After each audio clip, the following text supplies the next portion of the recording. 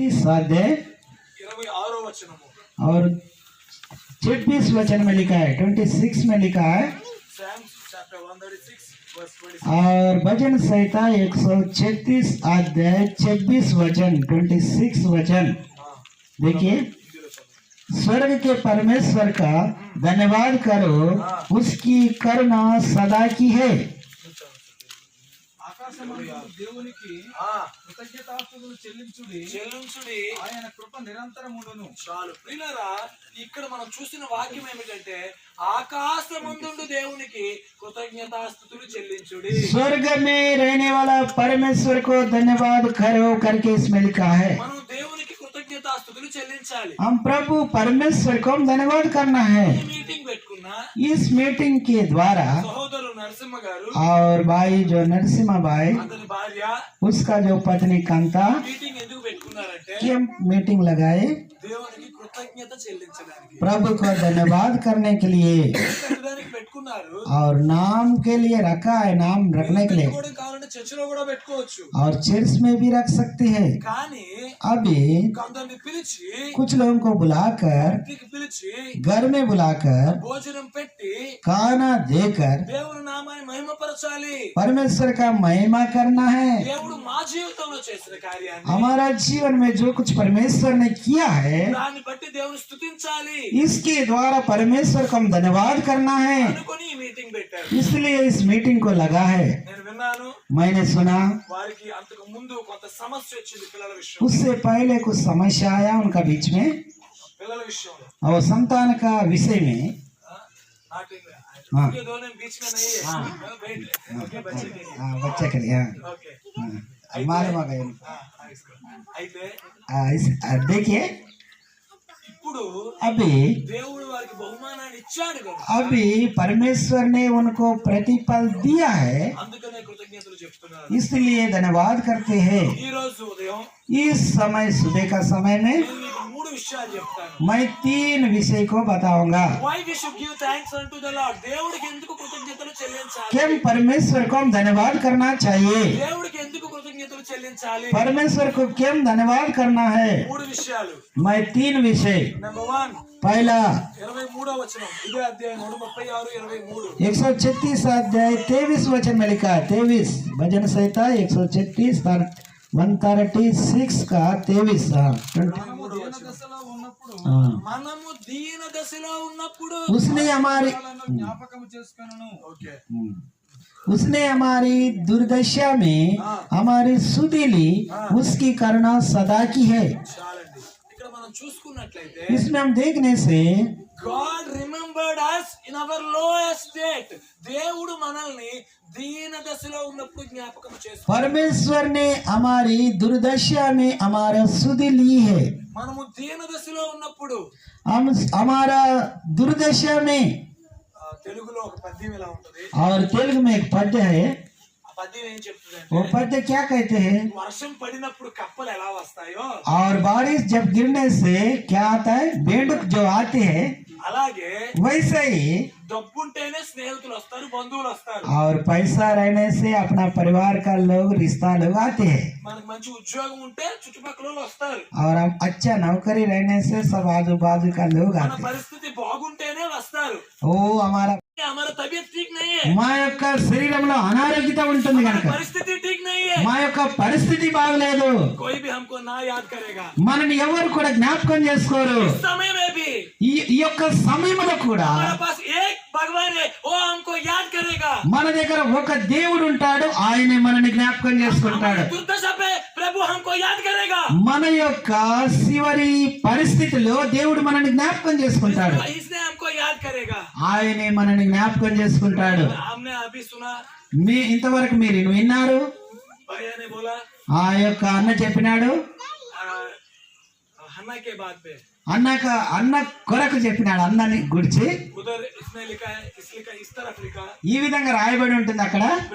प्रभु ने దేవుడు हन्ना को అన్నకు याद किया, జ్ఞాపకము చేసుకున్నాడు, याद किया. జ్ఞాపకము చేసుకున్నాడు। लिखा है ना उसपे, ఇక్కడ రాయబడి ఉంటుంది కదా అక్కడ। भैया ने पढ़ा है ना हमको. మన యొక్క అన్న మనకు చెప్పినాడు వాక్యము.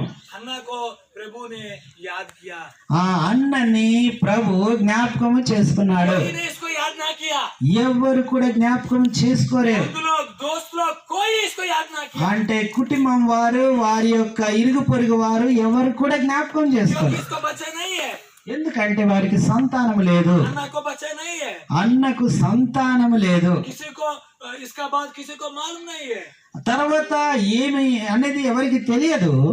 बट उस కానీ समय पे ఆ యొక్క సమయంలో प्रभु इसको याद किया, కానీ దేవుడు తన్ను జ్ఞాపకం చేసుకున్నాడు. प्रभु इसको याद किया, దేవుడు తన్ను జ్ఞాపకం చేసుకున్నాడు. इसलिए इसको बच्चे को दिया। ఆ విధంగానే దేవుడు సంతానాన్ని ఇచ్చినాడు.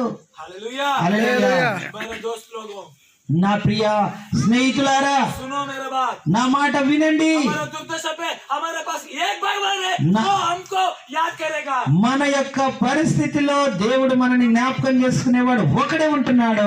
कोई भी हमको याद ना करेगा। మనని ఎవరు కూడా జ్ఞాపకం చేసుకో చెల్లును గాకనం. प्रभु को धन्यवाद देना है मा- पहला कारण, మొట్టమొదట దేవుని మనం స్తుతించాలి. మొట్టమొదటి ఒక కారణము कि हम प्रभु ने हमको याद किया। ఎందుకంటే మన ప్రభు మనని జ్ఞాపకం చేసుకున్నాడు. सेकंड थिंग, రెండోది माफ करना मैंने तेलुगु में हिंदी में అట్లనే చెప్పాలి. ज्यादा दोस्त है, నా దగ్గర బాగా స్నేహితులు ఉండేవారు. मैंने घर से पैसा क्या कर रहे हैं, చోరీ चोरी कर रहे हैं, నేను నా ఇంటిలో దొంగతనం చేసే డబ్బులు चोरी करके पैसा लाकर मैंने पी रहा है। నేను దొంగతనం చేసి నా ఇంటిలో డబ్బులు తెచ్చుకొని తాగేటాను. मेरे पास ज्यादा लोग हैं, నా దగ్గర చాలా జనం ఉండేది. मेरे एक समय में एक प्रॉब्लम हुई, मैंने स्टेशन में अरेस्ट किया, నేను ఒక సమయంలో అరెస్ట్ అయిపోయినాను, స్టేషన్లో ఉన్నాను. 3 दिन में स्टेशन पे నేను 3 రోజులు స్టేషన్లో ఉంటుని एक दोस्त भी ना, ఒక్క దోస్తు కూడా అక్కడికి రాలేదు. मेरे पिता भी मुझको छोड़ा क्योंकि मैंने अच्छे नहीं है। నా తండ్రి కూడా నన్ను విడిచిపెట్టినాడు, ఎందుకంటే నేను మంచోని కాదు. 3 दिन के बाद मेरा पिता आया, 3 దినాల తర్వాత నా తండ్రి నా దగ్గరకు వచ్చినాడు, मुझको रिलीज किया। నన్ను విడిపించినాడు తిరిగి. मेरे दोस्तों, నా దోస్తులు वो कभी नहीं मेरे पास ना आया, నా దగ్గరికి ఎప్పుడు కూడా రాలేరు. अभी ఈ యొక్క సమయంలో मैंने प्रभु यीशु को विश्वास किया, నేను ఎప్పుడైతే యేసు ప్రభుని విశ్వాసం ఉంచినానో, यीशु को काम करना मैंने स्टार्ट किया, యేసు ప్రభు యొక్క పనిని ప్రారంభించినప్పుడు अभी भी मुझको दोस्त है, ఇప్పుడు కూడా నాకు స్నేహితులు ఉంటున్నారు. ज्यादा दोस्त है। ఎంతో మంది స్నేహితులు ఉంటున్నారు. प्रॉब्लम आने के बाद भी నాకు ఎన్ని ఇబ్బందులు కలిగినప్పుడు కూడా उसने मुझको नहीं, నన్ను వదిలిపెట్టలేరు నా స్నేహితులు. क्योंकि इसका पास प्रभु का प्रेम है। వారి దగ్గర దేవుని యొక్క ప్రభు యొక్క ప్రేమ ఉంటుంది. प्रभु ने हमने सिखाया है, प्रभु हमको याद कर रहा है, ప్రభు నాకు నేర్పించినాడు, ప్రభు నన్ను జ్ఞాపకం చేసుకుంటున్నాడు, నా స్నేహితులు నన్ను విడిచిపెట్టలేదు. इसलिए हम प्रभु को धन्यवाद देना है। అందుకొరకే మనము దేవుని స్తుతించాలి. सेकंड, दूसरी, రెండోది, किसी के हम धन्यवाद दे रहे हैं, ఎందుకు మనము దేవుని స్తుతించాలి तो बात करो। చెప్పండి. ఇంతవరకు చెప్పినాం కదా, చెప్పండి. सेकंड थिंग, రెండోది శత్రు दूसरा है, हाँ, हमारे शत्रु के हाथ से हमको శత్రువుల యొక్క చేతిలో నుండి మనల్ని విడిపించినాడు, రక్షించినాడు గనక प्रभु ने हमको शैतान से बचेगा, సైతాను చేతిలో నుండి ప్రభు రక్షిస్తాడు. हमको प्रभु ने इस लोक के हाथ से हम बचेगा, ప్రజల యొక్క లోకములో ఉన్న ప్రజల యొక్క చేతిలో నుండి మనం రక్షిస్తాడు. मगर हमारा शरीर से हम बचाना है, మన శరీరము నుండి కూడా మనము కాపాడబడాలి. हमको बचाना है, మనల్ని మనమే కాపాడుకోవాలి. हमारा शरीर से हमारा आत्मा को हमने बचाना है। మన శరీరం ద్వారా మన ఆత్మని మనమే కాపాడుకోవాలి. कैसे? ఎట్టా? प्रार्थना, ప్రార్థన, बाइबल रीडिंग, బైబిల్ చదువుట, फास्टिंग। ఉపవాస ప్రార్థన. आप कोई समय फास्टिंग किया? ఎవరైనా మీరు ప్రార్థన ఉపవాసం చేసిందా? आपका अनुभव है 21 days, 40 days, 7 days, 3 days। నేను 21 రోజులు, 14 రోజులు, 16 రోజులు ఉపవాసం చేసేది.